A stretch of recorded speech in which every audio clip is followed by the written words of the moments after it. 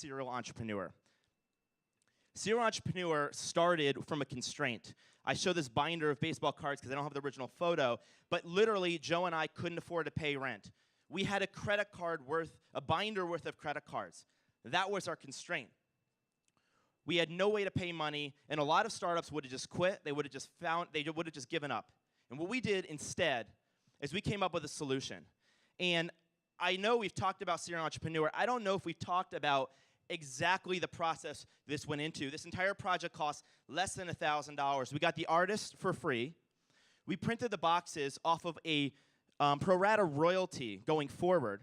And I thought we were going to get boxes, and Joe tells me he brings home these 1,000 pieces of cardboard flat and said we have to box the cereal ourselves with hot glue in the kitchen. Yes, thank you, Jonathan. And don't worry, we're going to be investing an applause sign up here, too. So that's for next team meeting. We had to hot glue these cereal boxes ourselves. Joe and I did this in our living room. I remember Nate, when he heard about this story, he thought Joe and I had lost our collective minds. He was in Boston. He's like, oh, my God, what's happening? And we didn't have enough money to buy all the cereal all at once. So every single night, we would go with the little money we had in our pockets, and we'd drive to the grocery store. And not Whole Foods. We went to the place that sells dollar cereal. The place that sells dollar cereal is the place where you go to the grocery store with a spotter because you don't know what's going to happen. You can't turn your back. Okay? So it's kind of like you're back to back. It's like one of those movies. Okay? We had to hot glue these ourselves. It's like giant origami. And they call it hot glue. They should call it burn glue. And I had a perfect 1-to-1 ratio of burn to box.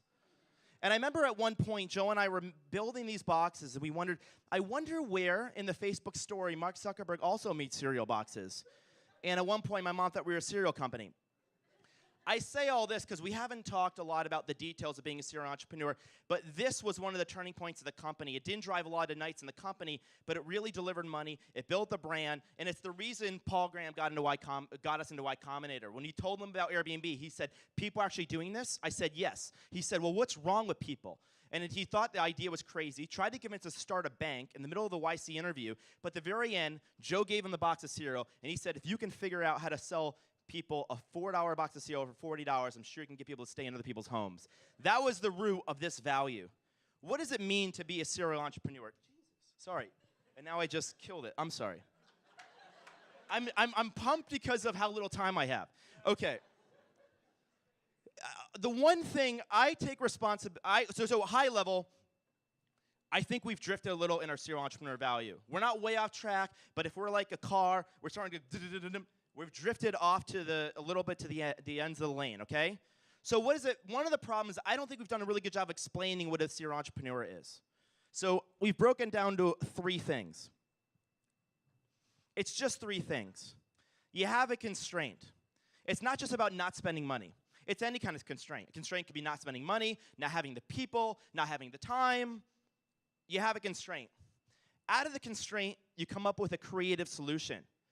There are people that face adversity and they say, why? And there are people who face adversity and they say, why not? And that's what a serial entrepreneur is. But it's not enough to have a creative solution. I met a lot of people who said, oh, I thought of that idea too. But they never did it. So you also have to be unstoppable.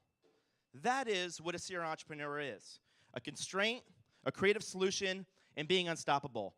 And it turns out that every day in this building there are amazing examples. I wanted to highlight 3 of those examples right now. The first is David Dolphin. David Dolphin had a campaign to say no to shitty music.